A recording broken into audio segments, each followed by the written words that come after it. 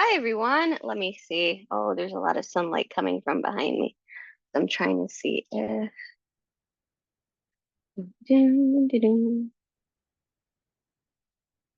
here we go. Oh, maybe if I wedge myself in front of the sunlight. I was trying to put myself in different places in the house in the house to show you some stuff. Um but then also I want to talk about epiphytic plants today. And I thought, oh, I can walk around into our kitchen, into our bedroom, to just kind of show a couple of examples. So I'm gonna try to even join with my cell phone because then I can be more mobile and I can move around. So, but yeah, but hello everyone. So as I join here as a other person, I hope everyone is doing well. So good morning, well, good afternoon and good evening, depending where you're tuning in from. Um, Thank you so much for hopping on. And let me put here, where do I, oh, invite, there we go. Invite, copy invite link. So that should do the trick. So let's see here.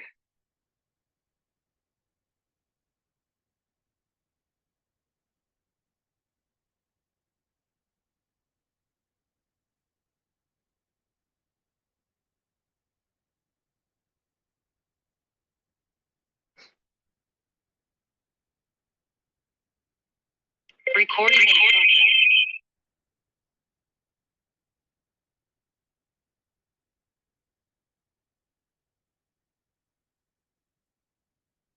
Okay. Because we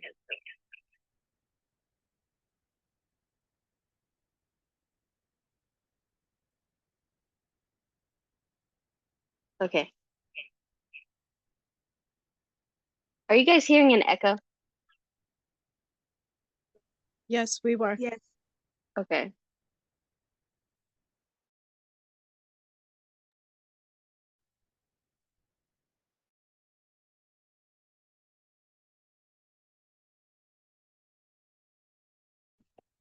If I do.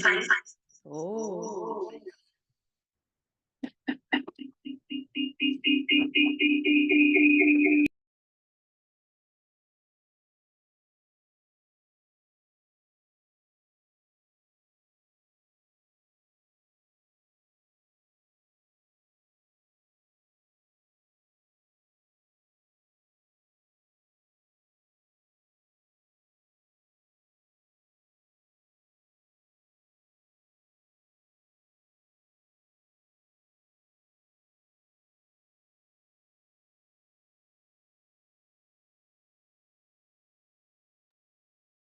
Yeah, that's causing a really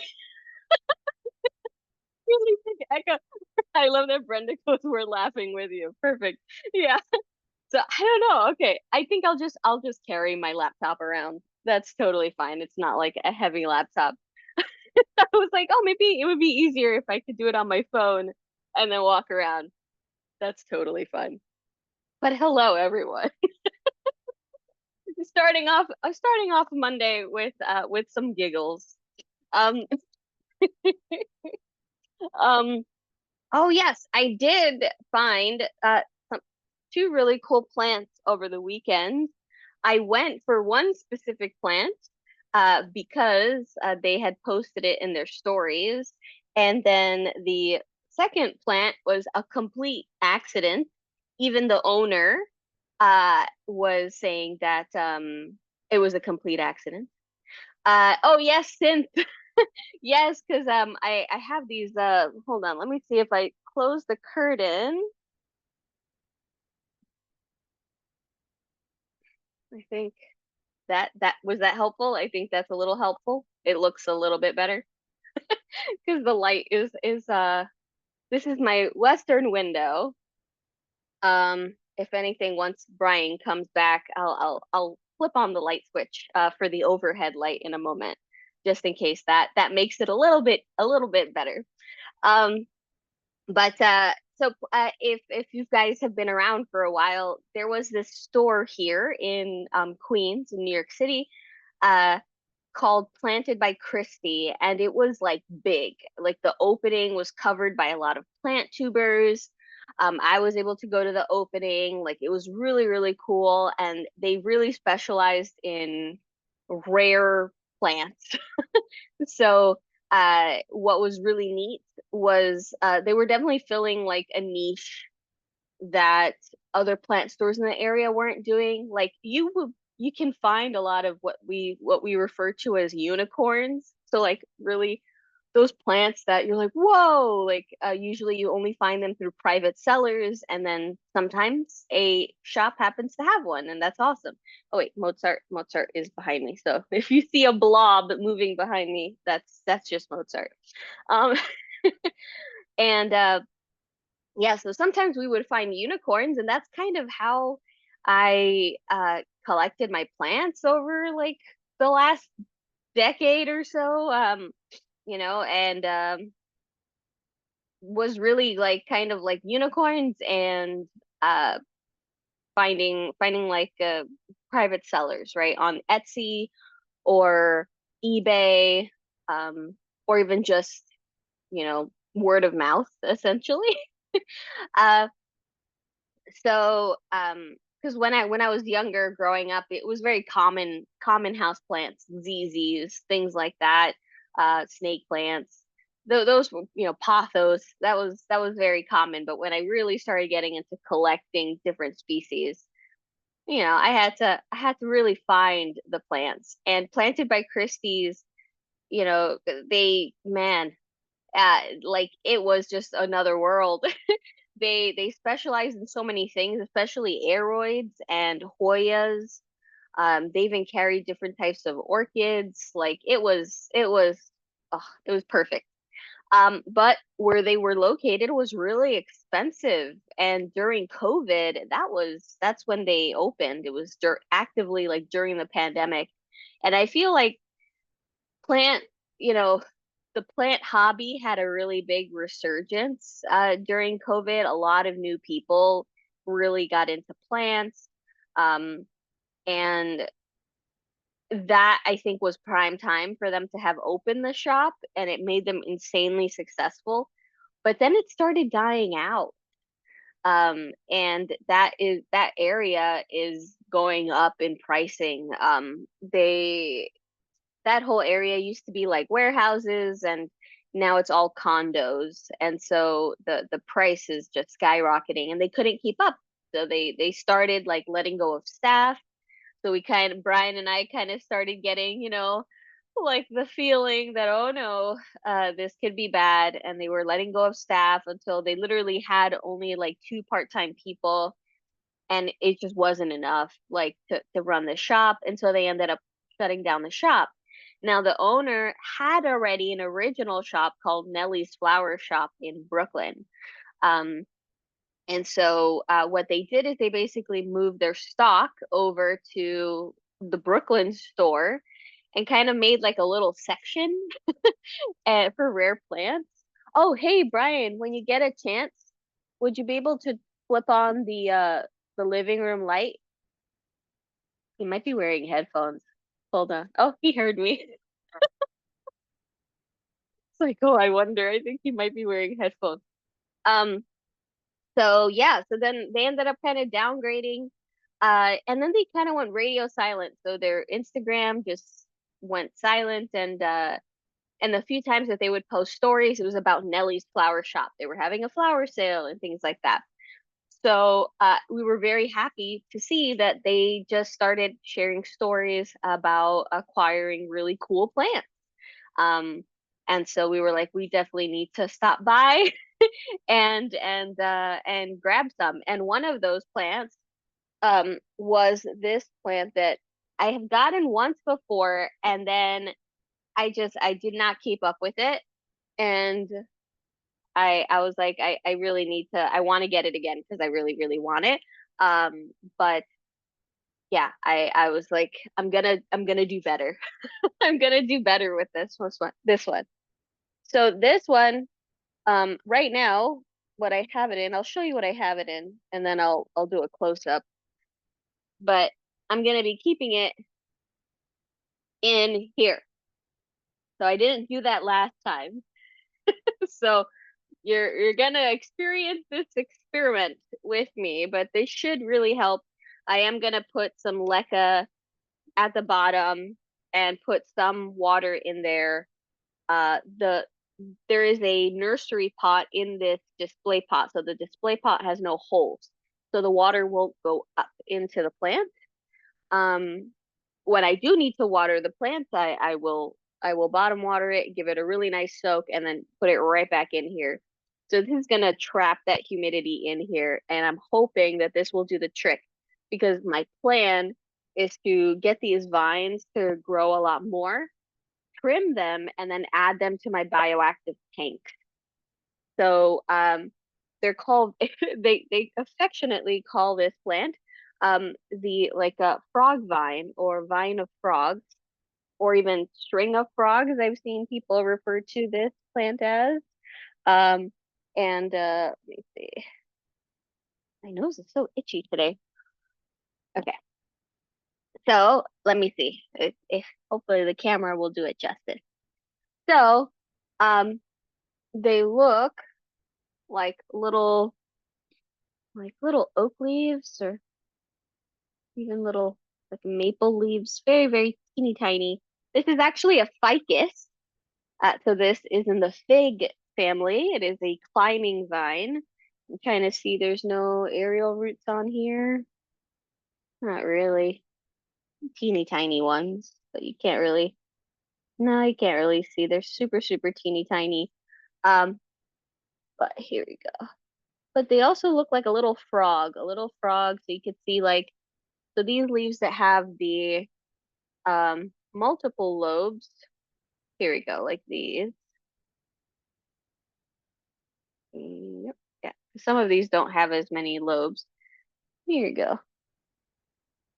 Yeah. So like these, it looks like a little frog that's sitting down and it has like two arms and two legs. So yeah, string of frogs. These are super cute, but are they will dry out super fast and they really need a lot of humidity. When I got this the first time, um, I did not follow that. And I thought, oh, well, maybe I can, acclimate it. And it dried out too fast for me. However, Nellie's did acclimate it to their store temperature. So they didn't have these intense like when I bought it last time, where I bought it, they did have them uh, in like a case. But these were not. And so these are acclimated to kind of normal temperatures, and it was kind of chilly in there. Um, so I'm hoping that's gonna make it a little bit hardier, but only time will tell. I'm just hoping I can kind of make this the mother plant, and these are very easy to propagate. Um, so I'm hoping that I'll be able to do so. But it's quite beautiful. I picked this one specifically because it was growing already so many vines, and this is what I want to keep growing so I can start snipping and planting in a bunch of my different terrariums because I would love this to take over. It's just such a beautiful vine. It kind of carpets the ground. It climbs up like cork very readily. So this is something that I would love to see in my terrarium tanks. Like absolutely.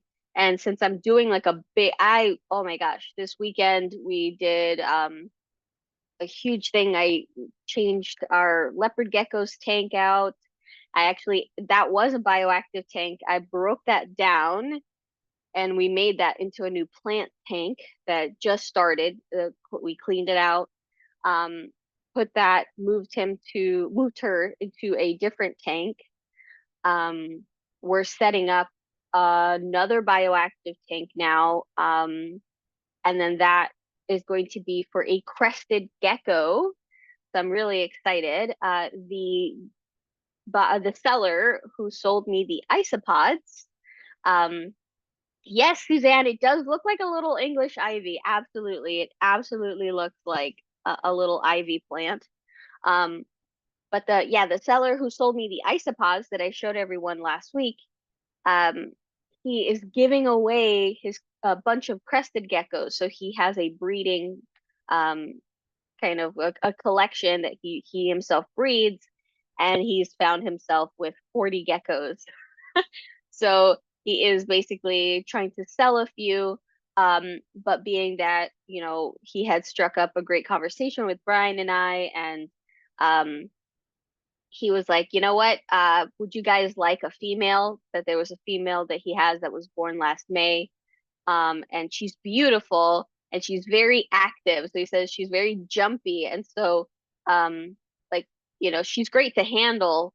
But he feels like she would be like a great animal, like if I'm taught like an educational animal. I just have to kind of train her a little bit more. Um, she's not like jumping like crazy. I mean, they're very slow. They're not like a fast gecko like other geckos that once it goes up your wall and then you're in trouble. Um, they're a little more slow moving. Oh, someone just asked, what is a bioactive tank? Yes. So, a bioactive tank is basically it's usually a glass tank, but I've seen people do this in acrylic as well. Um, it's a tank where you set up an ecosystem by actually layering different um, type of micro and macrofauna. Um, so basically, let's say you wanted to set up a bioactive tank for a frog, let's say a tree frog. So you have a drainage layer. So usually this is leca. Some you can use rocks. Anything that's going to be a nice kind of drainage layer where excess water can go down, so it doesn't sit in the substrate that you make. Then there's usually a mesh on top of that. So you can buy the mesh.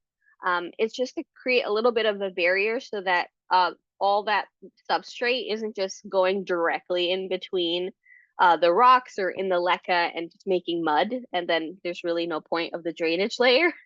Um, so then after that, you can put a layer of horticultural charcoal. So this will not only feed a lot of the microorganisms, but will also help with like odor and filtering.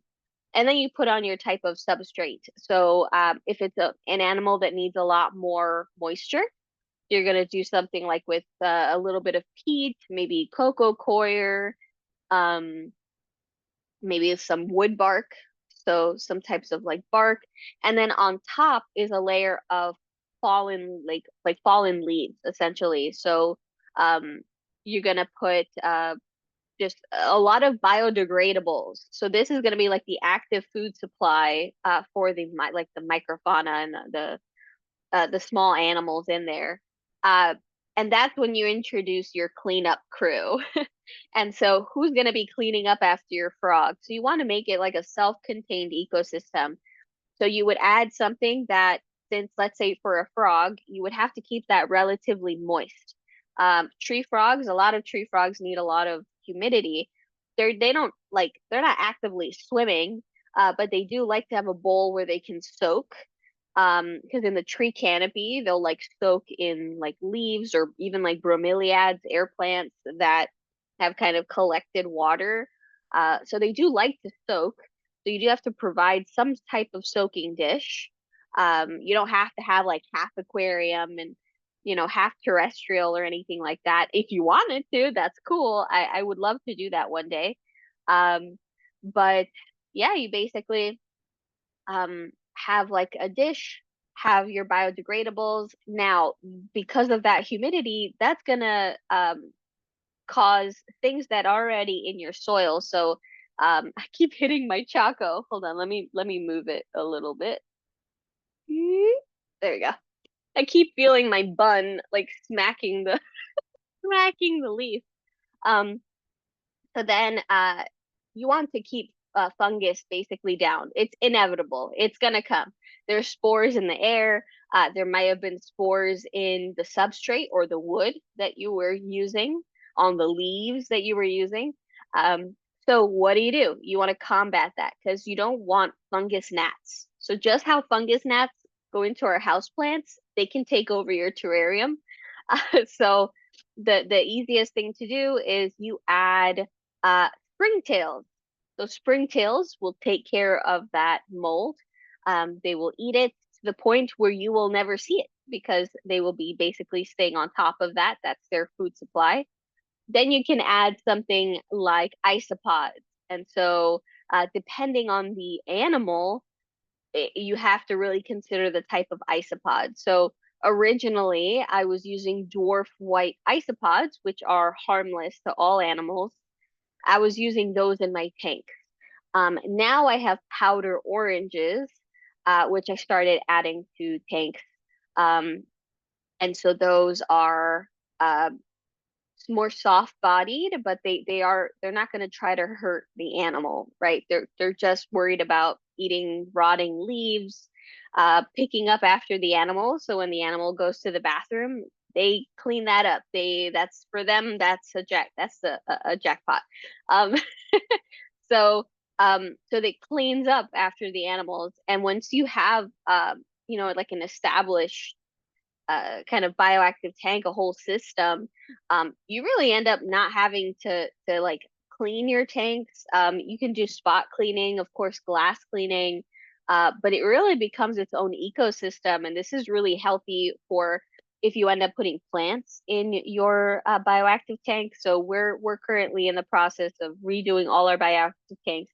So we took like plants out, going to be putting new plants in. So right now it's like soil and vines in our tanks. So once they're good, I'll be showing everyone. Um, and yeah, having them set up, and then it just makes for healthier animals. It's a really cool thing, and there's like no smell or anything. It's like its own little ecosystem. So I really love bioactive tanks. And now I have dairy cows. So dairy cows are isopods, um, which they are omnivores, and so they will actually eat you know, they would hurt a small animal. So I can't put them with like my smaller geckos, and I can't put them with my tree frog, even though Eddie is really big. Eddie's like a big frog, but he's very soft. And so they can harm them. But you can put them with cresties. So the cresties are able to defend themselves. They're much faster moving, and they could eat the isopod if they really wanted to. So it's not something that's going to harm them. So that and the seller that sold me the dairy cows, he keeps dairy cow isopods inside of yeah inside of his crested gecko tank. So um so yeah, I'm excited about that. Um so Deanna's saying, is it specifically for the little animals as their home?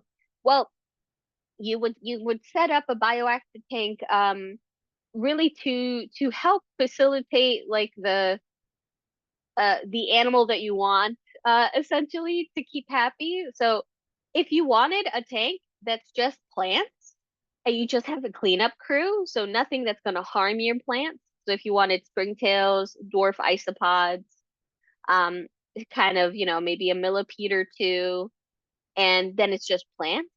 That still counts as a bioactive tank as long as you're refilling the the biodegradable materials.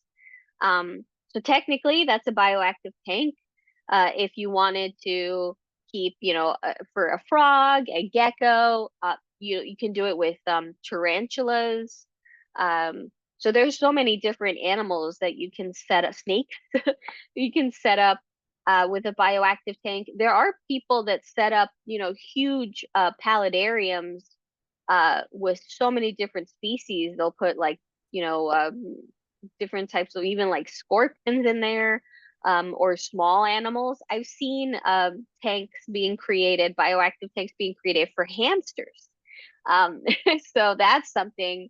Um, I don't think it would be very safe, let's say, for a bird, unless it's like the scale of an aviary and that entire aviary is bioactive. But I would think if it's like a giant glass thing, um, that probably wouldn't work for a bird because of the lack of ventilation and really high um, humidity. That probably wouldn't be good. In terms of like keeping it in like a tank like that. Yeah, birds definitely need a lot more ventilation. So I think like in an aviary that maybe happens to be bioactive, that would be different. But yeah, you can do so many things. Yeah, absolutely. Diana, you could definitely put orchids. You can make it however you want. So, let's say you don't want a rainforest type of setting. That's not what you're going for, right? You're like, I like very arid plants. I don't want to deal with um, mold, right? Or springtails or things like that. I want to make a bioactive tank, but I don't want it to be kind of like like a rainforest, a humid kind of environment. You can do it differently. So you can do um a tank that is what's it called? Like an Eric an arid xeric. I combined those two words, Eric, an arid xeric type of environment. And what you could do is you could get a cleanup crew that is much more amenable to drier conditions. So there are even isopods like the armadillidiums that are much happier to be in like drier conditions. They don't want a really humid condition. They want a drier condition. So as long as you're kind of adding to that ecosystem, so you're putting plants in that would live in that environment, you're managing the temperature, the light, you're adding some form of cleanup crew, because maybe you're like, well, you can add beetles. So there's also different types of beetles that you can add that would survive in like a sand environment even, but they would clean up after the animal. Um, I've seen folks put beetles, small beetles with scorpions, especially even like ironclad beetles, so that the scorpion can't kill them. Um, so sometimes these little critters in the bioactive tanks, they do end up becoming food. So for the larger animal. Um, but yeah, they end up, populating enough where they're able to do their job.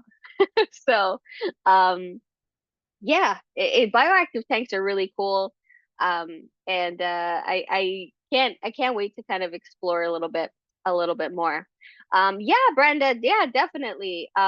Yeah, as what the plan is as I'm redoing these bioactive tanks, putting like new plants and stuff.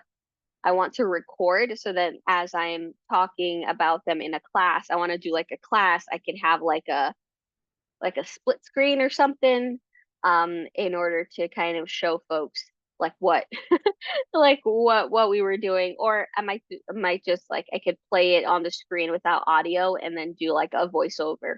But yes, and then talking about like the supplies, and if you wanted to start one on a small scale, if you wanted to start one on a larger scale, yeah, definitely that's definitely what I want to do with the yeah, with the bioactive tank. um, and then I mentioned that I spotted a plant there by accident. So I went for the frogs for the frog vine, right?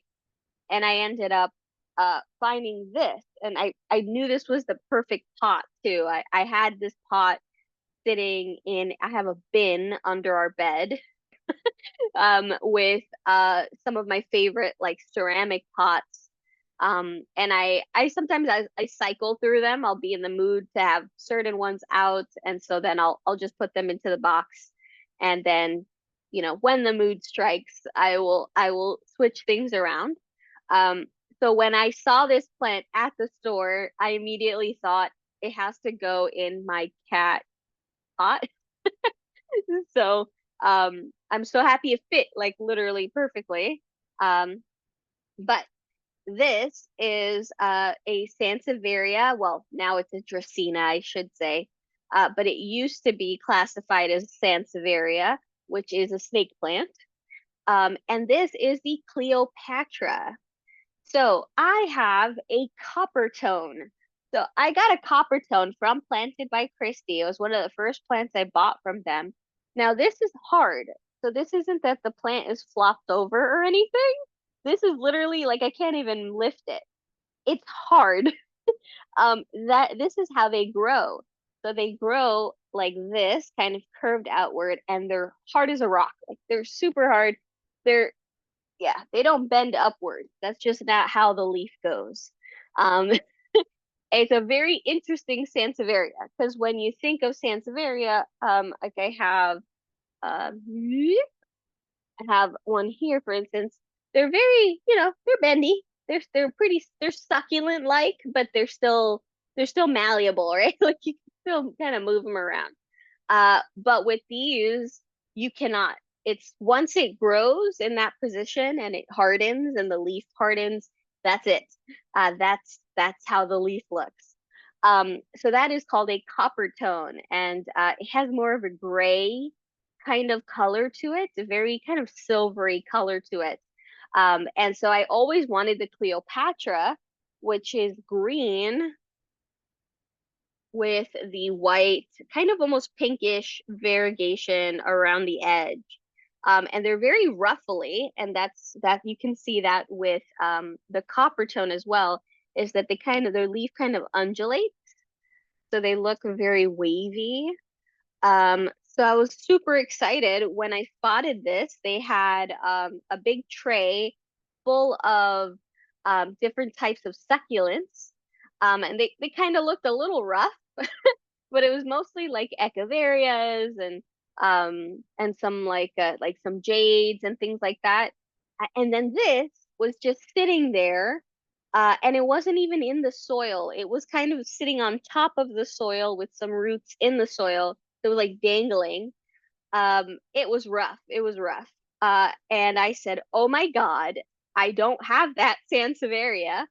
And I said to the salesperson, and I was like, "This is for sale, right? I just want to make sure, because it's among the succulents." And she was like, "Well, that's not supposed to be there, but sure, $10." And I was like, "Oh." So I was very, very happy. Um, and it has some healed damage over here. So this is healed. So this could have been abrasion, like an abrasion caused by this, when the other leaf was coming out. It could have been during transplantation. It could have been an injury sustained from a pest or something like that. But it created kind of like a scab, a callus over it, and it's growing fine. It hasn't impeded anything. This little guy looks really great, and I'm super excited to get it this small because they get very large. So this guy actually put out a baby. So where's the baby leaf is that is the baby leaf over there. So the one that's growing towards the window is the baby. Um, so yeah, so that one eventually I will. It's old enough to, it's big enough now for me to separate it, but I'm gonna wait a little bit more. But I really love copper tones. I love these types of Sansevieria. I collect a lot of I keep saying Sansevieria, Dracaena, because they have reclassified them. So they used to be Sansevieria and they are now Dracaena. But I do collect them, and so I have probably like at least a dozen varieties right now, I would say. I could do a whole class on just Sansevieria. Oh my God, Dracaena. But yes, I think I have done a class on Dracaena, but maybe I could focus specifically on snake plants, and show you some different really cool snake plant types. These are really awesome plants. Snake plants are really great for folks that, maybe have like a busier schedule, or maybe they have a lifestyle where they can't necessarily water their plants once a week, but maybe every 2 weeks or every 3 weeks, would work for them. So a little bit more laid back. So these guys definitely can be neglected and they will be totally fine. They're very hardy. The biggest issue, honestly, tends to be overwatering. That really tends to be the killer for these types of plants. So I've seen some Sansevieria, gosh, you know, go like even during COVID, there were I keep saying Sansevieria, I'm so sorry. Preemptive apologies. But yeah, even during COVID, there were so many people posting online about leaving their snake plants in their offices and things like that, and they couldn't go back for a few months, and they go back, and all of a sudden, their plants are still there. Um, Oh, Brenda says and I saw one like the copper tone you mentioned at Costco. Yeah. So I'm hoping that they're gonna become more popular. Um, I had never seen them anywhere, except when I went to Planted by Christie's. And I've gone to a lot of plant stores around the city, and I haven't happened to come across one. So I don't know if folks, snatch them up as soon as they see them. Um, but I hadn't seen them like being offered in different stores. So as soon as I saw this one, I was like, I can't not get it and I hope to become more popular because it's such a neat type of snake plant. But yeah, so like, see, they don't bend. It's like, well, I'm moving the plant itself, but like the leaf is there. That's how the leaf is. It will continue to grow, um, but it will it will stay in this shape and orientation. So, but I don't know. It has like a slight kind of pink to it. And when I saw it, I just said, I have a little kitty planter. And I was like, I really feel that this is the right size. And I could just see it in my kitty planter. And I literally got home, took my jacket off, went directly under the bed, pulled out the little box, and I took this out, and I was like, please fit. And sure enough, it fit. Um, so there we go. But this was a really kind of surprising find. Because yeah, I went in for the frogs. I saw that in their story, went in for that, and ended up getting more than what I initially had planned for. But I do definitely recommend them if you are in New York City. Check that out. They're called Nellie's Flower Shop in Brooklyn. Oh, what is the substrate? Yeah, so my personal substrate is this kind of looks like a general kind of succulent potting mix, the one that they have here. There's definitely perlite. There looks like there's some coco coir in there. Uh, looks like, yeah, coco coir, perlite. Um, there looks like there's some sand. So it looks like it's a pretty good substrate. I'm not too worried about leaving it in this substrate for a while. So I think this is fine. My personal substrate, I have chicken grit because I like to it's crushed granite, and that really makes a really nice grit for your plants. If you have like succulent type plants that you don't want, you want to have a lot of air pockets. So there's leca in there. There's also orchid bark, and then there's a base of succulent soil, um, and perlite, and then I think I threw a little bit of worm castings in there, but not too much. So it's very well draining, like really well draining. So it just the water can go through. Um, but it'll moisten up. I can bottom water it, and it sucks up all the water. But then that it's not staying kind of like a muddy type of consistency. It's very much allowing for kind of gas exchange for airflow, because you do not want them to be sitting in kind of like mud. That is going to cause the roots to die from deoxygenation, and then they rot, and then you have root rot. And so you definitely don't want to do that. Definitely not. Um, but yeah, but they're really cool plants. So I wanted to show you that. Um, and I wanted to talk about today epiphytic plants. And the reason that I was like, oh, this would be a fun thing to talk about and to kind of show a couple um, uh, is I came across this paper, and I want to say his name is Gerard Zoff or Zoff. Um, and he wrote this paper kind of advocating for the end of this kind of ambiguity that comes from the term, like specifically the hemiepiphyte, um or a secondary epiphyte, how they call them. And it's a great paper. It's there's a lot of information in there. So let me see, where's my phone? I'll put the link um in the chat. But I was reading his paper, and I was like, oh, I have a lot of plants that fall under the epiphytic category. Um, and so it might be fun to talk a little bit about them, and then talk about what's this conundrum that the plant community is experiencing. So basically, so epiphytic usually denotes is used to denote a plant that lives on another plant, but it's not a parasite. So it's not taking water, it's not taking nutrients. It's just using that other plant kind of like a scaffolding, like a, it's using it as a supportive structure to grow. But it's not hurting the plant in any way. So this is usually trees. So it's climbing the tree, but it's not hurting the tree.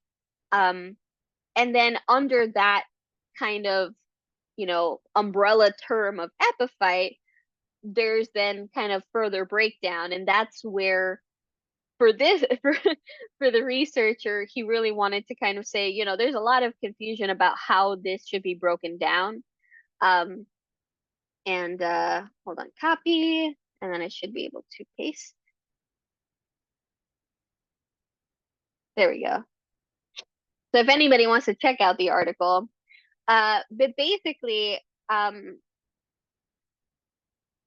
originally, so the epiphytic plants were kind of broken down into what are called a HOLO, epiphytic plants, and then hemiepiphytic plants. So we are, a lot of people in the houseplant community tend to be familiar with what we have been taught, is hemiepiphytic. So things like aroids. So a lot of like Monstera, for instance, Scindapsus, that this guy needs to be watered. And this is a great example for you to see when your Scindapsus wants to be watered. It starts to curl. So I need to give this little guy some water. Um, but so different plants that essentially uh, at one point in their life cycle are connected to the soil, and then will spend another part of their life cycle in growing on a tree. And then sometimes this can lead to the base of the plant in the soil either being cut off, um, and it kind of primarily living on the tree.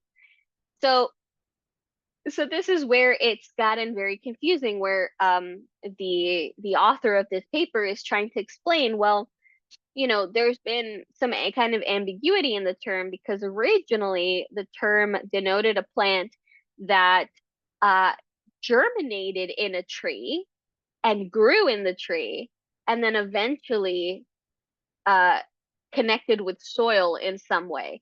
So something like a strangler fig, so a member of the ficus family. So it will basically, the seeds will be dropped either by birds or maybe by a neighboring ficus tree onto another tree, and basically it grows, so it starts to germinate, and then it grows and kind of engulfs the tree under it. those do end up killing the host usually, um, because it's not stealing, it's not like actively stealing its nutrients, but rather it literally strangles it to death because it kind of grows the roots, all of the plant tissue literally grows over the tree, where to the point where you can like barely see the tree anymore. And then the tree can't carry out its day-to-day processes, right? It can't put out leaves. It can't do what a tree wants to do to survive. And so it does end up ultimately killing that tree. Um, and then now it uses that tree kind of like almost like a skeleton, kind of like a spine. So that's how it grew. Um, and so uh, specifically when the term was created, it was to denote that specific type of plant where the seed, the seed would essentially germinate on the tree. And then as it grows, it eventually, those roots do touch the ground and go into the ground and start to use the substrate as nutrients. Um, so it has like a partial life cycle in the tree and a partial life cycle in the ground. But then what ended up happening is that the term, um, because again, under the term epiphytic, there are different examples. So there are also, let's say, climbing vines. So something like a scindapsus, right? Well, what was happening is that these terms were kind of getting convoluted, like kind of getting mixed up. And people started also using hemiepiphytic to denote plants that started on the ground and then would grow up the tree.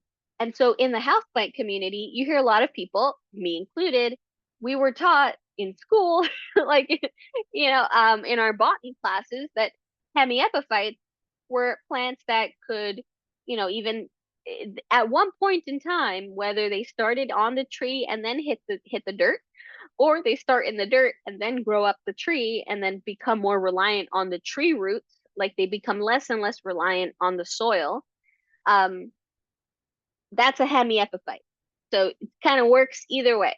But what the author of the paper Gerard is trying to say is that um, those should be, there is another scientist who had suggested for the term nomadic vines, nomadic like nomads, nomadic vines, to kind of denote those types of plants, and the use of like a primary hemiepiphyte and a secondary hemiepiphyte to kind of denote these other types of plants that will start on the ground, move up the tree, and then kind of slowly kind of narrow that vine that's connected to the soil because they are predominantly living on the tree, and they're collecting moisture from the air, from the rain that's touching the aerial roots, right? It's not really dependent that much on the soil anymore. Um, and so I just thought it was really neat that I didn't realize that I mean, this is how I was taught, right? So I didn't know that there was like this whole struggle with this definition.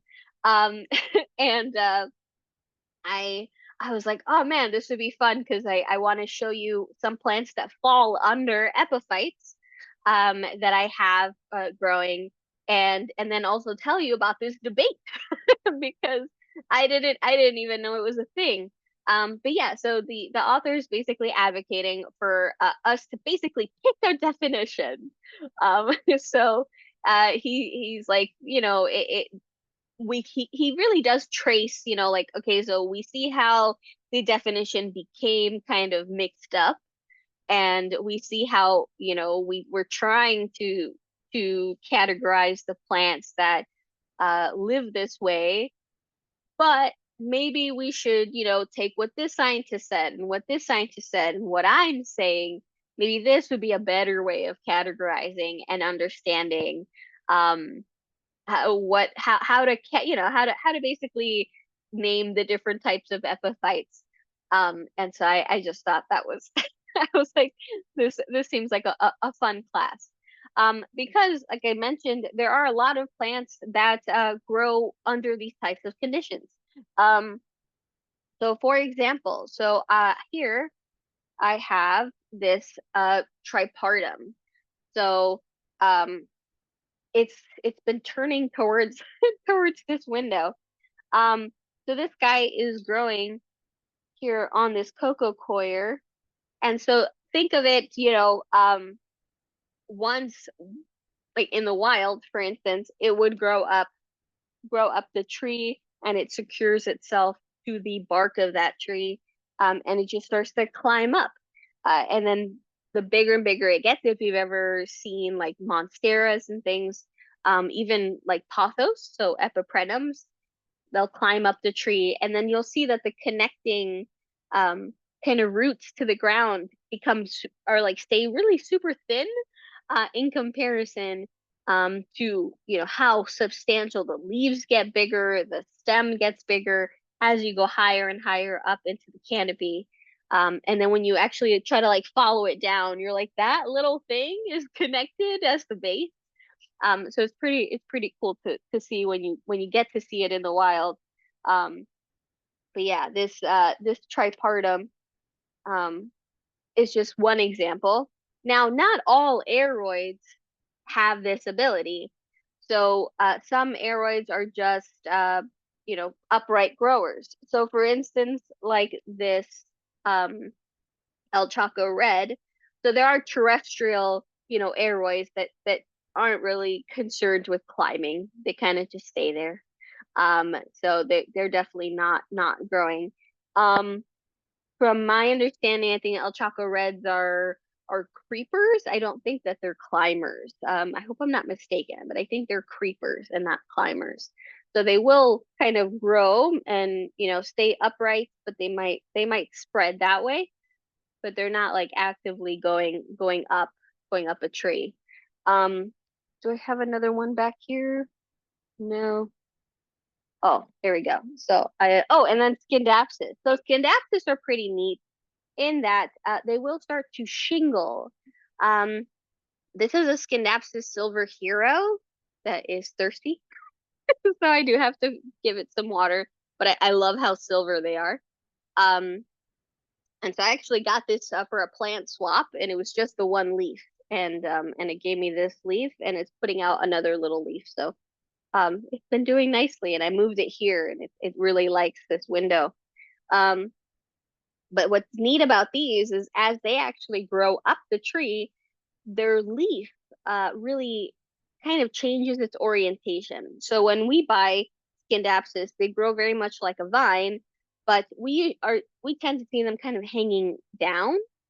But in the wild, when they're climbing up a tree, they actually their leaves end up shingling. So the leaf itself is flat against the tree, um, and it almost looks like suction cups, and it just completely flattens up against the tree, and it looks really, really neat. Um, and it looks super cool. And there are a lot of species that shingle. I'm going to show you a Dischidia, for instance, that shingle like this. My species doesn't shingle, but there are some Dischidia that can.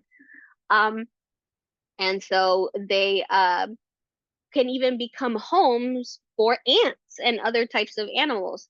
So as they shingle, they kind of create these little shelters, and then they end up becoming, a little shelter for some type of critter, which is pretty neat. Um, so yeah, these it's super cool. So just wanted to share that, and then I will now take my thank you, Brenda. Thank you so much. Oh, Barbara, yeah, sure. How a plant jade leaf is just beginning to sprout. Yeah. Um, how to plant a jade leaf that's just beginning to sprout. Absolutely. I have a few actually in my bedroom. So I'll show you up close in a moment. I'm Thank gonna you. quickly. Oh, uh-huh. Hi there. Thank you. Hey, yeah, you're very welcome. I'm gonna go to the kitchen first, and then I'm gonna go into the bedroom, and I'll definitely show you uh some jades that are sprouting. All right. I put my little chair, I kind of wedged it in this little corner. So give me 2 seconds. 2 seconds. All right. Oh, are you following me, Roshi? Hey, buddy. All right, here we go. Boom, boom, boom. All right. So, another example, let's say, of a, oh gosh, I have to water you too. I have to do some watering this. I did not do all the watering I wanted to do this weekend. Um, Here are some examples of holoepiphytic plants. So these are plants that fall under the term epiphyte, but they never touch the ground, right? They're always in the tree canopy. They have never come into contact with soil. So they do um, go ahead and, collect nutrients. They might have aerial roots that stick onto the tree. And as debris kind of falls in those crevices, they are actively taking nutrients from there. But they are not, coming into contact with what we would think of like soil, like the actual ground. So Tillandsia, definitely. So air plants are among that group. These are also considered what they call true epiphytes, right? They're just in the tree their entire life. That's what they do. Um, Another example are a lot of orchids. Um, Now, some plants that don't fall under this are um, I have in a box actually. Um, and I might take it out and put it into like a little frame or a shadow box or something. But this is mistletoe. It's preserved mistletoe. And mistletoe is actually a parasite. So it's not considered an epiphyte, although it does grow kind of epiphytically. So so while it does grow in in the tree, right? It is actually tapping into the tree. So it's not truly epiphytic because to be epiphytic, you're not supposed to it's not supposed to harm the tree. So it's supposed to just be using the tree to hold it up, but not to actually hurt the tree. And so this is still considered a more of a parasitic plant. And this is our one of our bookcases. Just so um a lot of plant books. A lot of plant books. I want to eventually like that's one big thing I want to do is go through my books and catalog them. Yeah, because I have a lot of books and yeah, I have literally bought the same book twice because I end up forgetting which shelf I put it on, especially if it's a higher shelf, and then I end up buying the book again. And I've totally done that. So I'm like, okay, I need to not do that. I need to have like a list. Um, Here we go. So kitchen. Whoops, I hit my dustpan. Um, Sorry, yeah, it's bright. Here we go. Whoop, here we go. Um, so a couple of examples of some other epiphytic types of plants. So these are here. This is a mayoi. This is a philodendron. Hello, Maple. You think I fed you guys this morning? Every time I go into the kitchen, he's like, "Oh, it's food time." No, you already ate this morning. So I have some philodendrons in here. I have a lot of rehab philodendrons in here. But this is an example of a mayoi. This will also grow what a lot of houseplant folks refer to as hemiepiphyte. So it starts off in the ground and then it starts to grow up on a tree and it just continues to grow that way. I have it on a stake because it's been growing crazy. Let me see. How can I adjust? Is it? Oh, no. I'm like, it's really bright. Um, Here we go. Here's another one that's considered a hemiepiphyte, or I guess it could also, yeah, hemiepiphyte. But if we go by what the author is recommending of that, we would call it more of a nomadic vine. A nomadic vine. So this is the silver dollar vine. I have a few of these here. You can see them in the background. I have a few of them here in my kitchen. They have these beautifully round leaves that I absolutely love. They're just so perfectly round. And you can see like the thickness, like if you see where my nose is, you can see the thickness of that leaf. And it's just, it feels lovely to actually touch them. I love how they feel. This is now why I have three of them. They have been growing in this kitchen, I think since like 2014, 2015. This one started as a cutting. Um, I have made more cuttings from it. It's just I have two bigger ones. This is the smallest one that I have. I've shared so much of this plant because I didn't want it to go crazy because I have limited space here, but it's been so great.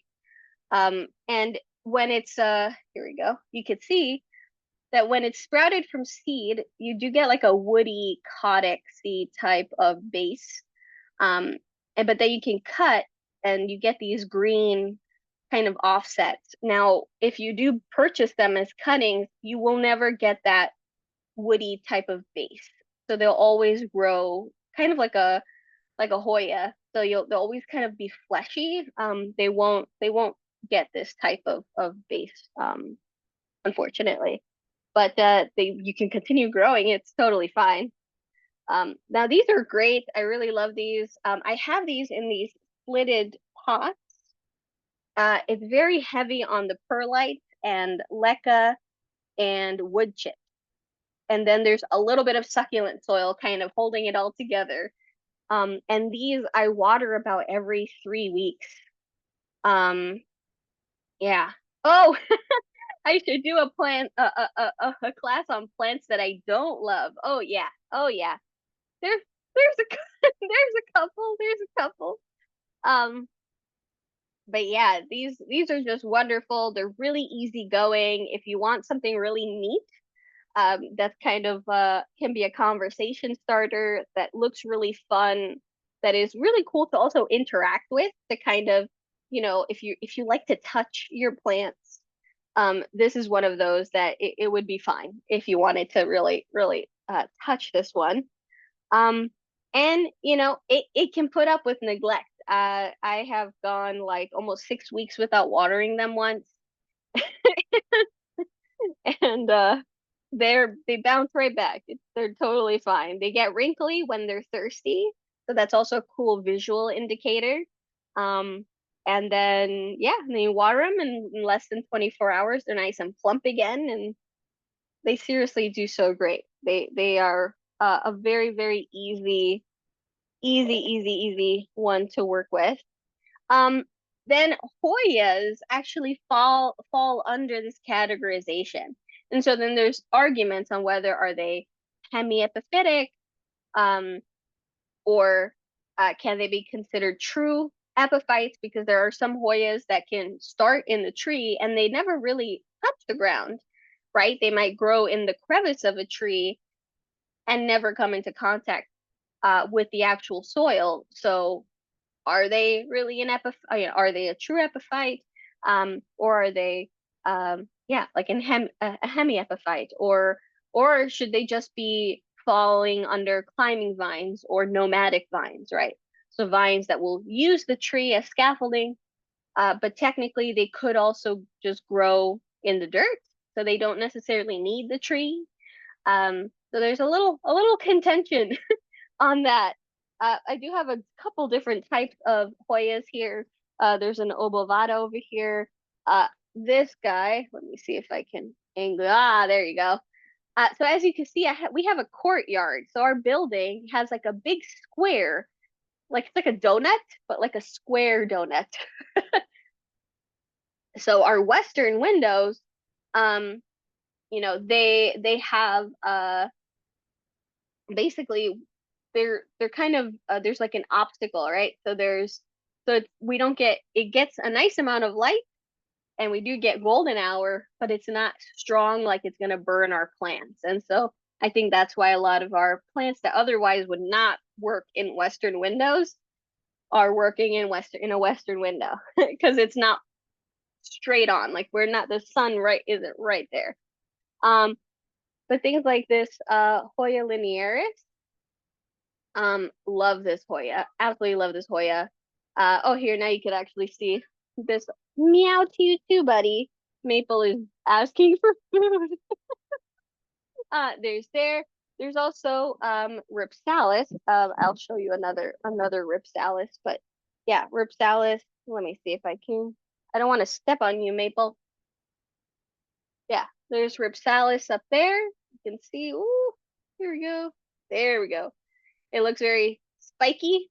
That is Ripsalis, and that is a rainforest cacti, which is and it's an epiphytic rainforest cacti. So it grows in the tree, but a lot of those never touch the ground. They never ever touch the ground.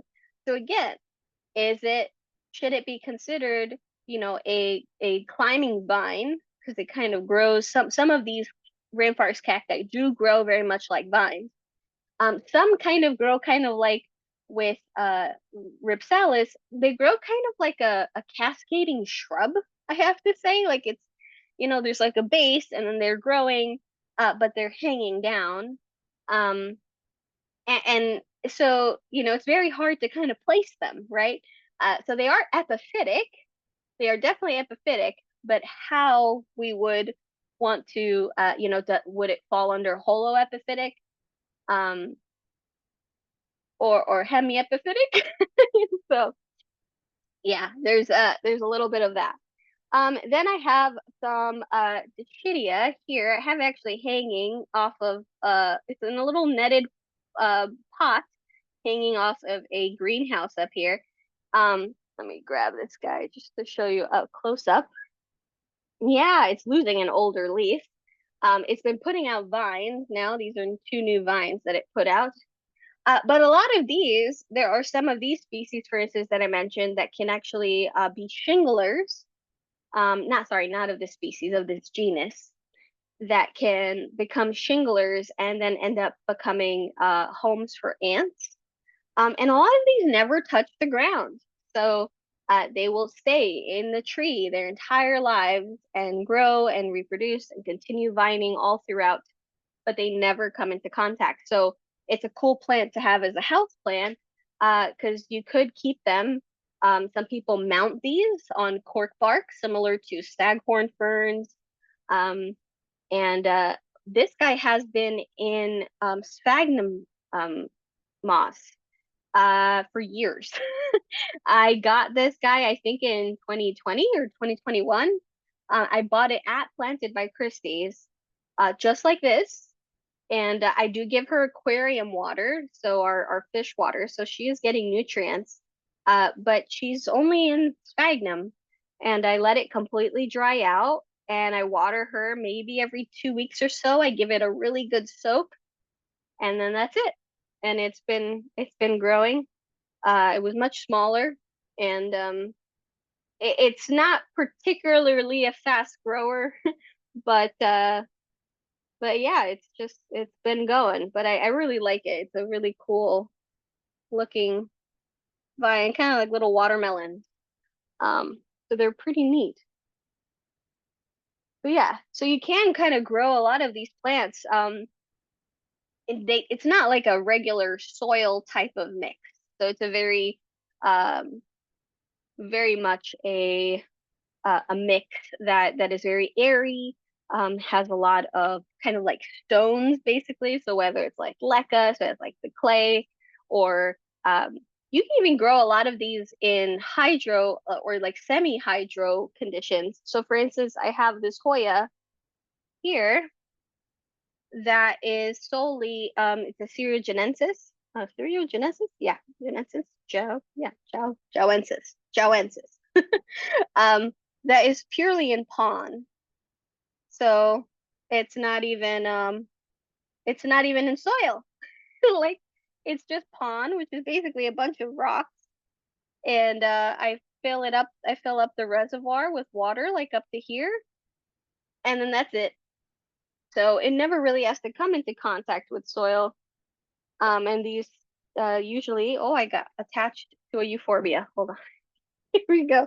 I have this little guy sitting over here. I am gonna be putting this one in our bedroom, but yeah, I have a lot of plant decor. So like even our curtains and everything, there's like if you see, there's a lot of plant decorations. Yes.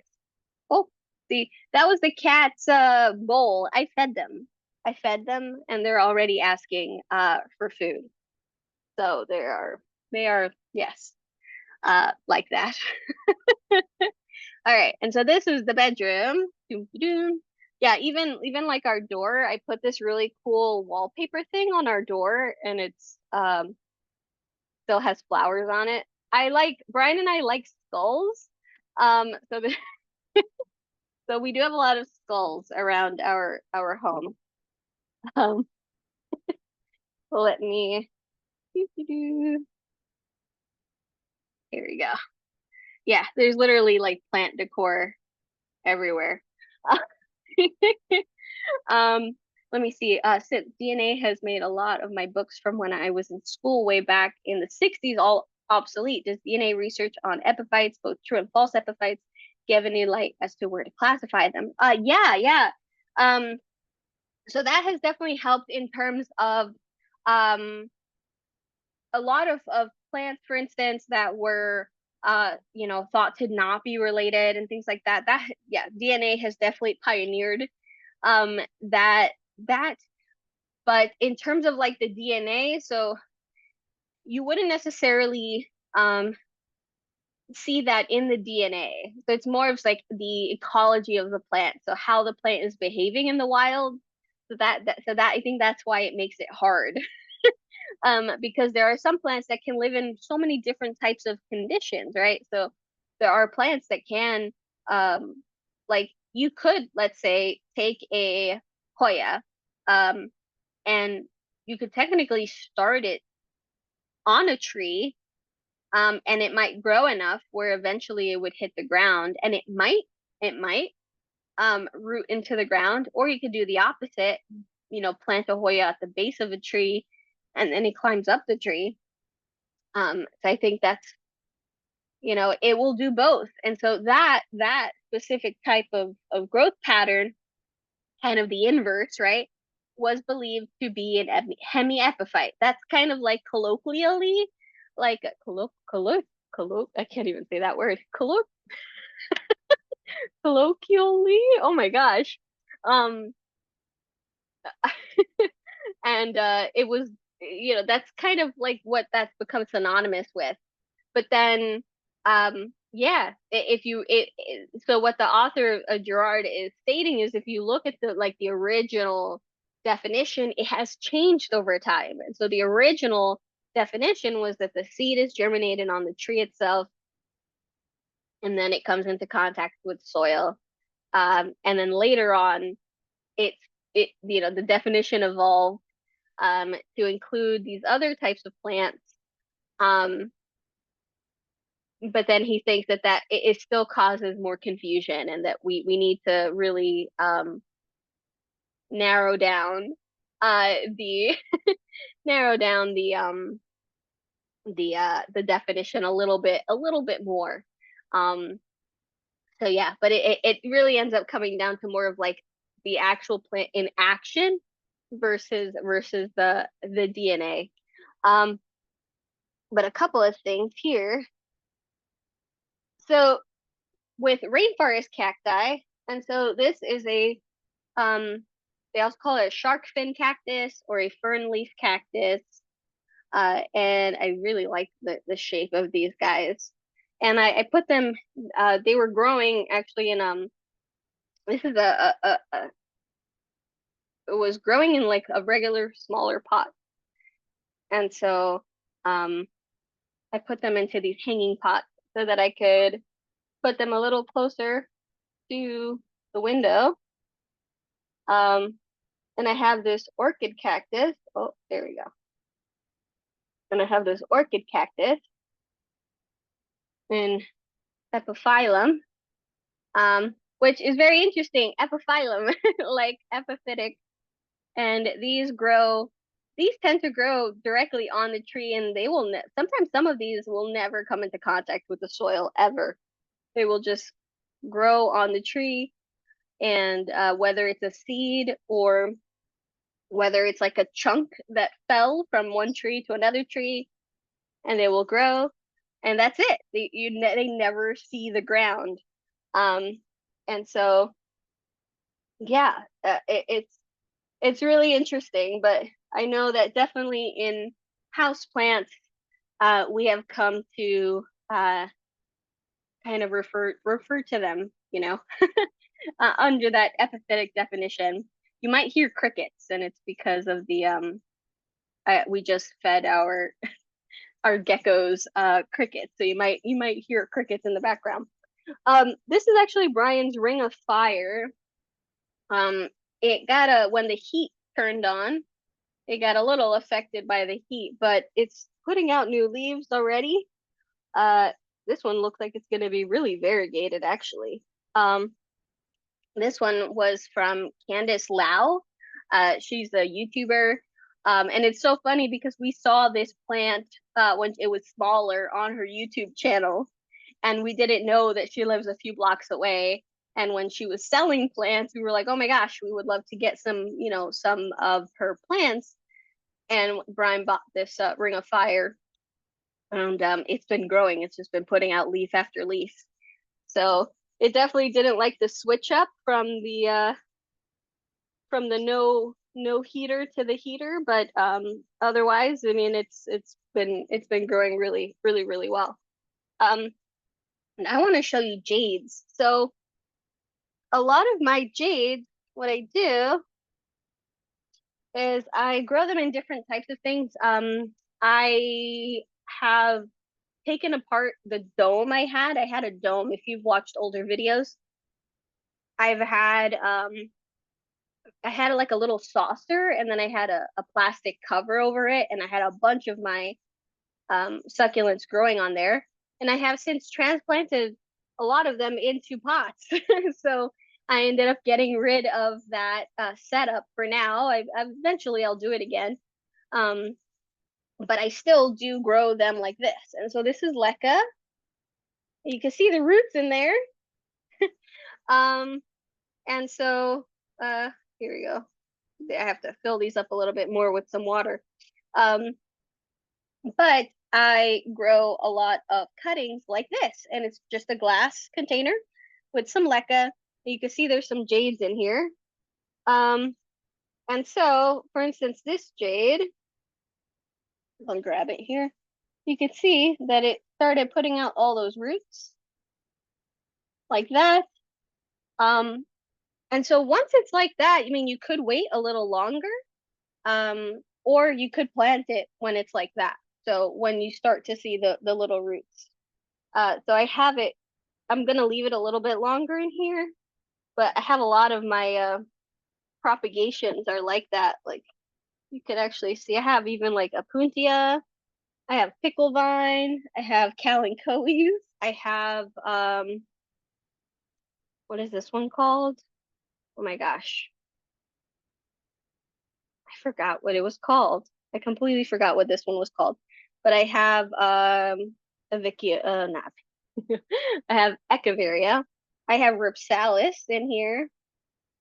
There's a bunch. I have rat tail cactus. Hold on. Whoop, I have kalanchoe and rat tail cactus in there. I have a bunch of different type of species. I think, oh, this is even a philodendron. This like long one here is a philodendron. Oh, and an Apuntia. So yeah, and you can see like some of here, you could actually see the roots growing. Um, and I think that's the pickle plant and the rat tail. They're both they'll have these crazy roots already.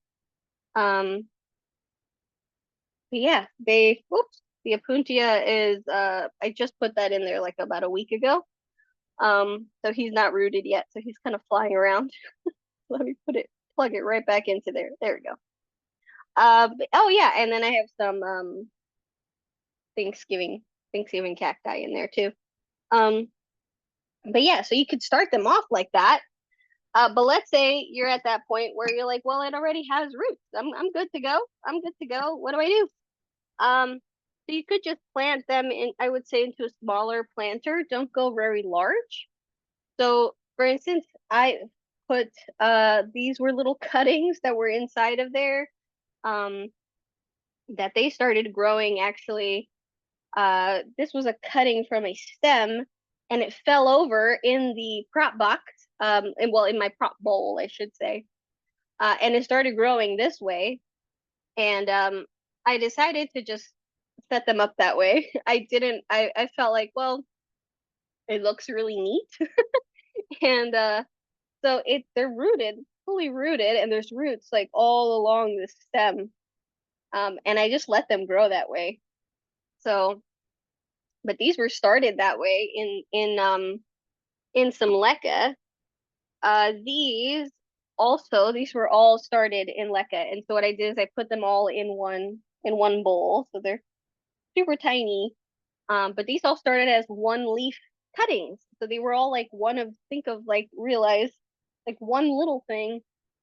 And so now there's one, two, three, four, five, six, seven, eight, nine plants in here, and I put them in a really kind of gritty mix. So there's crushed leca in there, there's chicken grit, perlite, activated not activate horticultural charcoal with a little bit of worm castings and a little bit of succulent soil, but it's a lot of rock. It's like a lot of rocks in comparison. Um, but yeah, and I have them in there. I think this was also from a cutting. This this ogre jade was also from a cutting that I grew, and it's crazy now. It looks like a little bonsai tree. Um, this little shelf, kind of wall shelf thing here is basically where I do a lot of my succulent propagations that then I plant up. Whew, my throat, sorry. Um, but yeah, this is like a lot of my propagations here. I have even I have a snake plant right now that's in some pond. Um, so a lot of my succulents get their start here, and then I move them into their pots, and then either I set them up here or I move them elsewhere. Like here is a this one is also I started from a cutting. Oh, I don't know if I can pull her out. Let me see. Oh yeah, I can. The so mother I think this one's the mother of thousands, and then I have a little mother of millions cutting. But she's putting out babies. So look at the edge of the leaf, and those are all babies that she is generating on both on two different leaves. So here we go. You can see on the back. You can maybe see that they have little roots. Whoops. I have very shaky hands, sorry. Um, but yeah, she's dropped a bunch of babies that have started growing down here. Um, but yeah, they grow very, very quickly like that, and I start all my succulents off in leca or like pond. So some type of basically a rock kind of mix. I start all of my babies off that way. Um, I actually yesterday at the shop, when I picked up the string of frogs, like the vines, this was in it, and I have to actually put this one in with my it's some type of leaflet with some roots, and so I have to drop it into that prop box, but I had put it aside. Um, oh, I haven't moved my curtains today. Yep. But yeah, the jades, man, they're great. I really love jades. Um, I recently gave away one of my bigger jades because I wanted to make room for some smaller plants, and so I was giving away some plants. Um, but and I also chopped up some plants. Um, yeah, I was definitely like trying to reconfigure things here. Um, so I have a couple things in here. Um, let me see, what else do I have? Oh, growing in, yeah. So this is also I was about to say Sansevieria, a snake plant, Dracaena, that I have growing in chicken grit. So again, this is crushed granite. And this was like a shot glass I found at the thrift store that I thought was really cute. And yeah, I just fill it up when it's dry, which is it's basically dry now. And that's it. And it's been growing. It started as one little cutting and it has since uh grown out. They are very slow growers though. But yeah, there's just a couple. I wanted to share a couple examples of some epiphytic plants. Um, but yeah, and with the jade cuttings as well. Oh, Julia, hi. Hold on, let me see if I can get her in there. Hi. You want to say hello for the camera? I was in a meeting last week and I jokingly was saying to her, say bye, and then she didn't say anything. She just stayed silent. And so as soon as the call ended and I got up, she goes, bye. And I was like, yeah,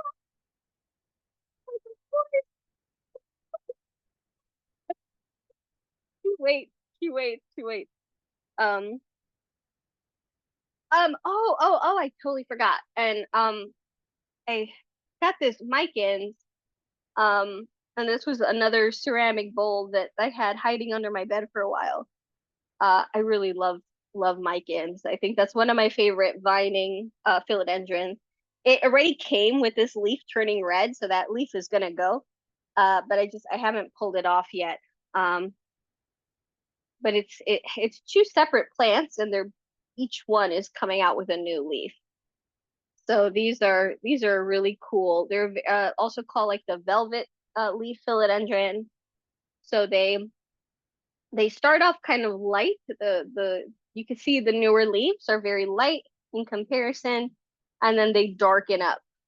And they kind of have like this pink, like the back looks a little pink. The stems are pink. It's a really pretty vine to have as part of your collection.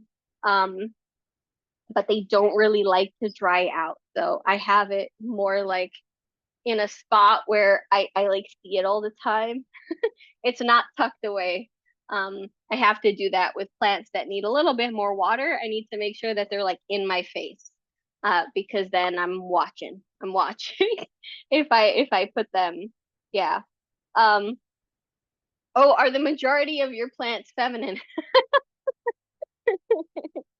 Um, no, I know that I'll denote them as such. I think I when I refer to a lot of my like big cacti, I tend to say I say him. Um, but no, I mean there are plants, of course, that there are male and female plants. That's not they're dioecious. But that's not the case for all plants. There's plenty of monoecious plants that when they reproduce, they will produce, let's say, male and female flowers. So yeah. But yeah, when I when I talk, I feel like when I talk about like vines or very delicate plants, I don't know why. It's like I end up I end up referring to uh to them that way.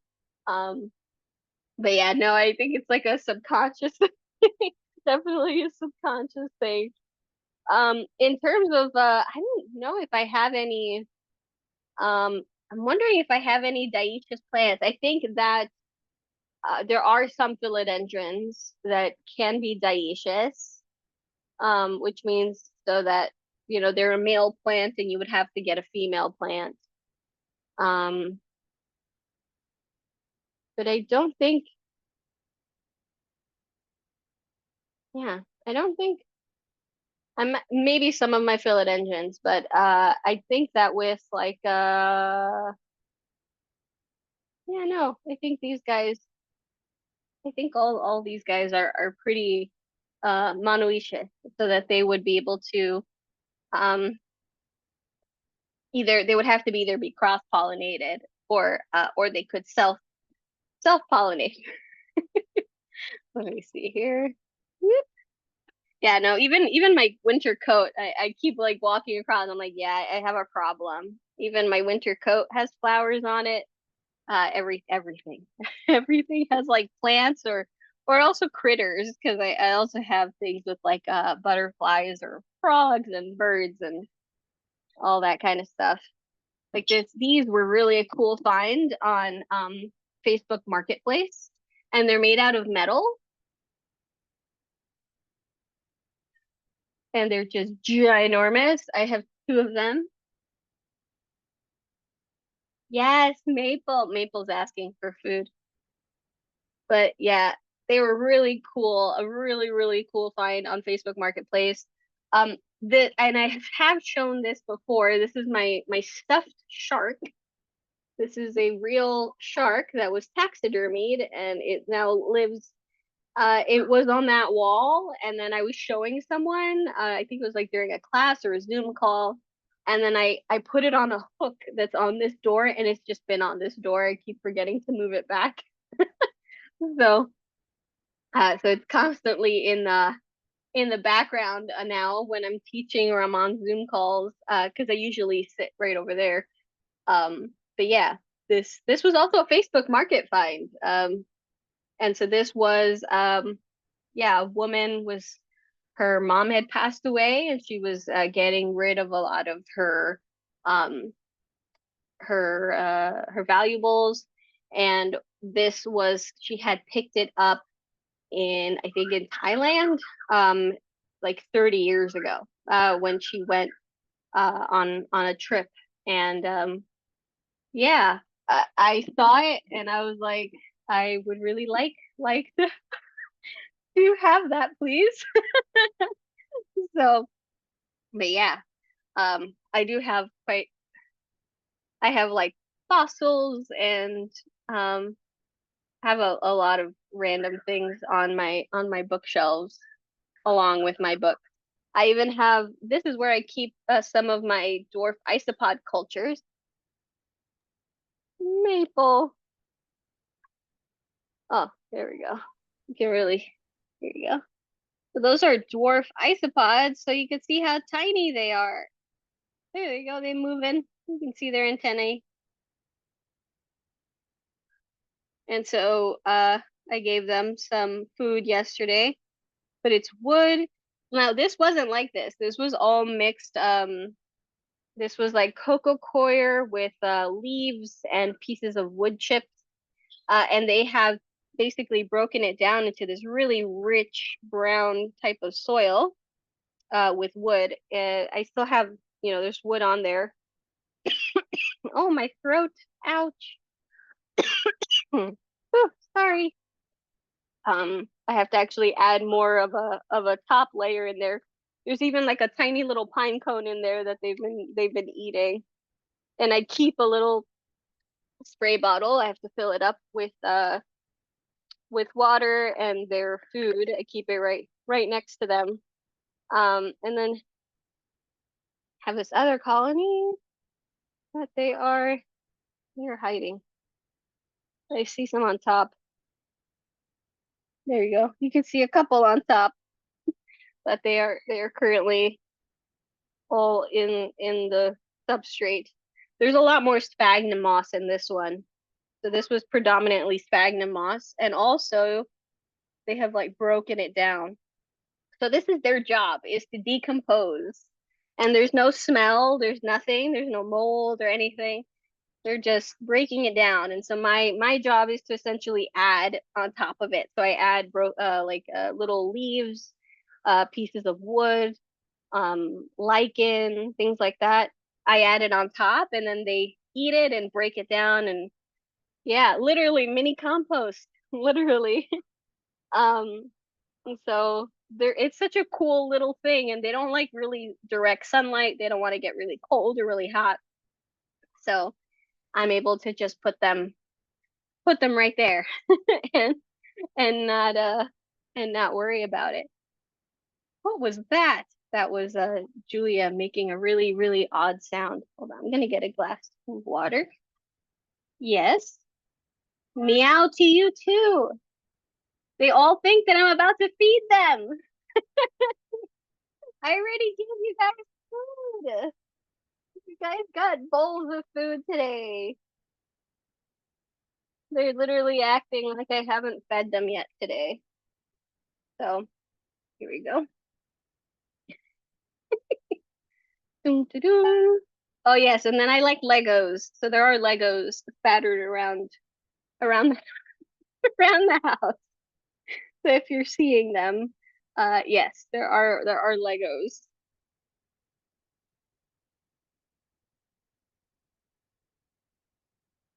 Oh, Julia's singing. Oh, I don't know if the audio caught that, but she does sing opera and things like that. I'm gonna nestle myself back over here. Oh, I gotta move this tripartite leaf. Here we go.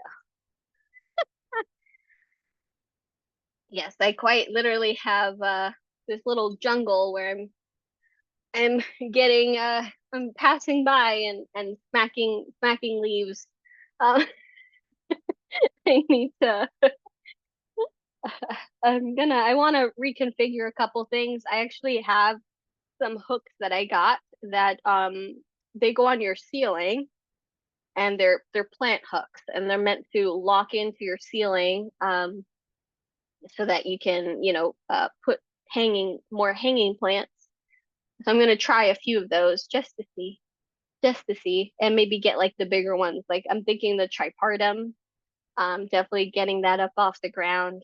Maybe the Chaco. She is so beautiful. She is seriously so beautiful. Um, and yeah, she's I was trying to see if there's another leaf coming, but this caterpillar is just no. But she's so pretty. She loves this window. And so I left her there. This is our second Chaco. We had our first Chaco for a while. And then it got decimated by thrips. And then we had gone away to Costa Rica, and it just got worse. So when we got back, the big leaf just fell off, and we had like a stick. Um, and it started to put out a new leaf, but then it just lost its vigor. And so that one we had back against that wall, so it was like closer to my desk. Um, and then now, when we got this one, we put it in this window immediately, and it's crazy. It put out new leaves. So these are new leaves. It had come with its own like big leaf that died off, and it has since been doing really wonderfully here. So, huge leaf, like let me see, but yeah, like really big leaf. I'm gonna leave it there. It's happy. So yeah. Jane of the jungle. Suzanne. Carrie, have you heard of stress coat used in aquariums to make tap water safe, or used it to water plants? Yes, yes. So I use stress coat. That whole brand. Is it AquaSafe? I'm trying to remember the brand that makes stress coat. But yes, I use stress coat, quick start, and their water conditioner. I think stress coat also works as a water conditioner. But we use those for our goldfish, for our fish, and yeah, they then we use that water to then water our plants. So it's perfectly safe. There are growers that I know that actually use like their the their water conditioner and use that and then water their plants. So for plants that are a little bit more sensitive to chlorine. Um, so yeah, it's absolutely safe. We've never had a problem. Um, yeah, it's totally safe. So if you did want to do that, um, that is absolutely fine. So it's worked great for us, and yeah. So I don't think it harms the plants. The only thing you have to be careful with aquarium is if you're getting, let's say, water that's fish water that's not from your aquarium. It's, let's say your neighbor has fish and you're like, hey, can I have your water? Weird question.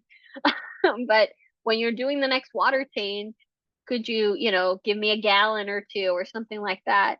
Um, just make sure that they are not using any type of aquatic plant herbicide or an algicide. So sometimes tanks, especially if they have like lights on them, grow lights, like some UV lights, or if they're next to a window or something like that, they will actually what's it called? They will start to grow algae, or maybe the plants themselves are kind of growing a little out of hand, and so sometimes people just end up not wanting the algae or the plants in their tank anymore, and they will put chemicals in the water to kill off, especially like with the algae. But that is not safe for your house plants. So uh, just be mindful that if you ever ask someone to have their fish water, that you double check that they are not using any chemicals that kills plants, even algae, because algae is, well, technically, technically a plant.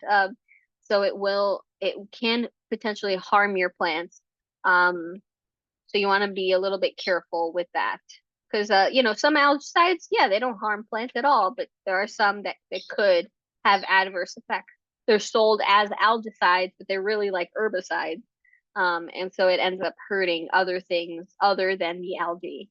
So yeah, so just keep that in mind. But yeah, yeah, no, that's safe. We totally use that. Yeah. Yeah, and of course. Very, very happy to do so. I love spending time with you guys. My voice is cutting out, so I know I'll be hopping off in a second. I'm like, whoa. I have been getting a lot better. I was not feeling well, like especially over the holidays. Um, but now it's not even a stuffy nose, but I know I've been getting like a post nasal drip, so it's like my throat keeps drying out really fast. Maple. Maple's probably gonna come into frame. Hold on. Yes. He is meowing as if he is starving. I literally fed them at 11, right before class started. Uh, and he is coming at me here, acting like with his little soft, whiny meows, as if I have deprived him of sustenance today. I, because I was in the kitchen and he immediately thought, I'm getting more food. You ate an entire bowl. You are totally fine. You are totally fine. But yeah, no, thanks so much, and of course, and yeah, oh yeah, definitely. It's I definitely want to especially a lot of you, if any of you get plants that I've like mentioned or things like that, like absolutely let me know. Um, and how you faring with them? How, did you set them up differently? I definitely want to do a thing where maybe I set up like I kind of want to make kind of like I guess like a blueprint or a schematic or something basically where I kind of put which species and like where I have them in the house, like how I oriented them in the house, the light, what is like the stable kind of average humidity and temperature in that area, what I do to supplement it, and then kind of share those like maps essentially, so that if people have similar setups, like similar conditions, let's say in a corner of their house, or by a certain type of window with a certain type of exposure, whether or not there's a heater by the window, things like that. So I think that might be like a fun project that I'd like to do in the future. Because yeah, some of the plants, like, they're not going to be doing really well in one area, and then I go, you know what? I think I'm going to move it to this area, and then they just like they love it so much. And so it's like I kind of want to. It's almost like keeping track, right? Like a little, getting a little more scientific in regards to which plants seem to flourish under certain conditions, and then and then sharing that out, because if you realize like, wait, I have the same exact conditions in that area of my house, maybe it might help keep the plant a little bit more successfully, especially if you've tried in the past and weren't able to. Always try with plants. If you really like them, just get it again and try again. Because it's literally experimentation, trial and error. Oh, Joseph asks, I have a money tree that is outgrowing my window. I want to trim it. How do I do it? Ooh. Um well, it's difficult because if you trim some of those branches, they won't grow back from that area. So I mean, if you want to prune it back to kind of modify it, um then you can absolutely do so, but it won't necessarily grow from that area. Now, I think you can propagate money tree, but if you get like the woody parts that are cut, so I think if you cut, you can definitely double check, but if my memory serves me correctly, um, it is if you get there's the leaf, the petiole, and then it connects to a woodier part of the branch that then is connected to the stem. If you get that woodier part, I believe that that would root for you in water, in comparison to just cutting the fleshier green part. That I believe will not root for you in water, and would would just, it wouldn't grow back from that specific area. So if you do want to prune it back to kind of reshape it, then I think that's totally fine. But just be warned that it wouldn't kind of grow again from that side, and yeah, it won't grow back, I believe, from that node once you cut it for money trees. For money trees. Yeah, Pachira aquatica, if that's what you're referring to. Because I know common names, but yeah, if it's Pachira aquatica, I believe it will not grow again from that area, and you have to be, I think you can propagate it by cuttings, but you have to get like a chunk of it. Um, yeah, because I know like with Schefflera too, you have to get like a little bit more versus like the green part. But yeah, I believe so. I believe so. Um, oh, Royd, is there a real candle? Oh, this is actually not a real candle. Um, This is a candle I picked up. I actually found it for $3 and I thought it was so pretty. But hold on, here we go. Did I put batteries in it? I think I did. Oh, I didn't. I didn't put batteries in it. Um, this is a fake candle. So it flickers, and I guess I don't guess, did I put batteries or let oh, I didn't. I didn't put batteries in it. Um, but this flickers, it moves back and forth and lights up, and it makes it look like it's a real candle, and it definitely has a wax kind of feel to it. But I loved it because it looked like a branch. It looked like a piece of wood, and I thought it was just so pretty, but it is fake. Um, but very, very pretty. I'm trying to remember. It was on clearance. Um, it was that, oh, I went to an anime store to buy some manga. Um, and because oh, I read some Japanese manga, which are like basically Japanese comics.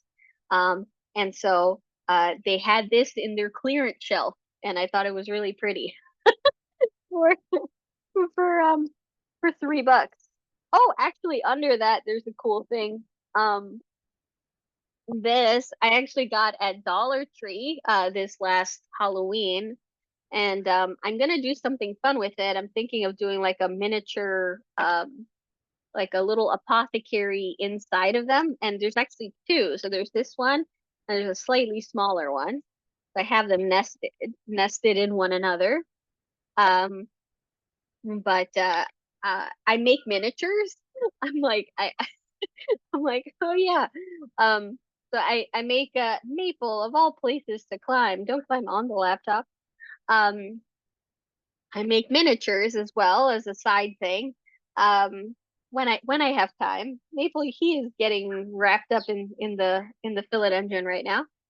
And so yeah. So do I ever sleep? Yeah, I do. I usually craft when I have trouble sleeping. I'll grab something that I made real quick. Um, Maple, Maple, he's trying to drink my water. He's literally stuffing his face into my glass. Well, my cup. It's it's water. It's nothing. Look at this. The water's like up to here. He can't reach it, but he's not he's still trying. You have a fountain. They have an entire fountain. I think he's just being, I don't know why. He's just being ridiculous right now. All right, I'm gonna take the cup with me and grab something to show you. But yes, I have these set aside because I kind of want to make like a little miniature scene inside of it that I think might be fun. But let me grab follow the cup. Follow the cup, Maple. Because all right, Maple, seriously. This one I'll show, and let me grab another one.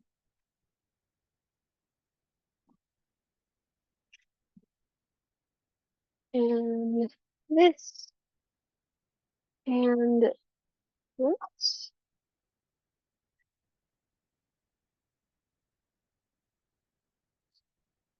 Jules, are you gonna go sit there too?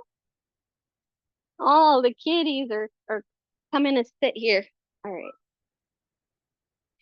Julia's screaming hello.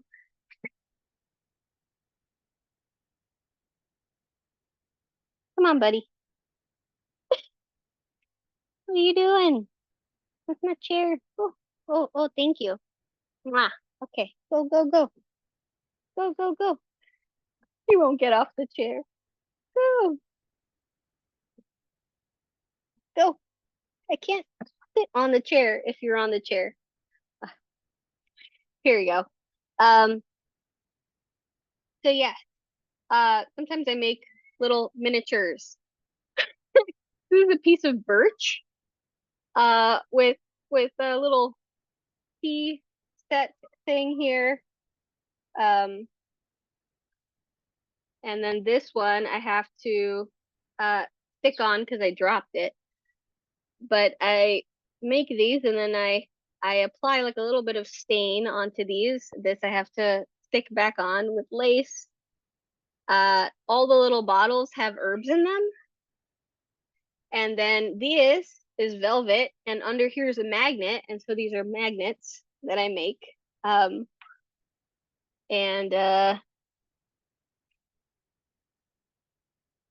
yeah, and then I make little little scenes of kitchens and apothecaries with herbs, and they're all like real herbs inside of these little bottles. I put actual like seeds and different herbs in there, and yeah.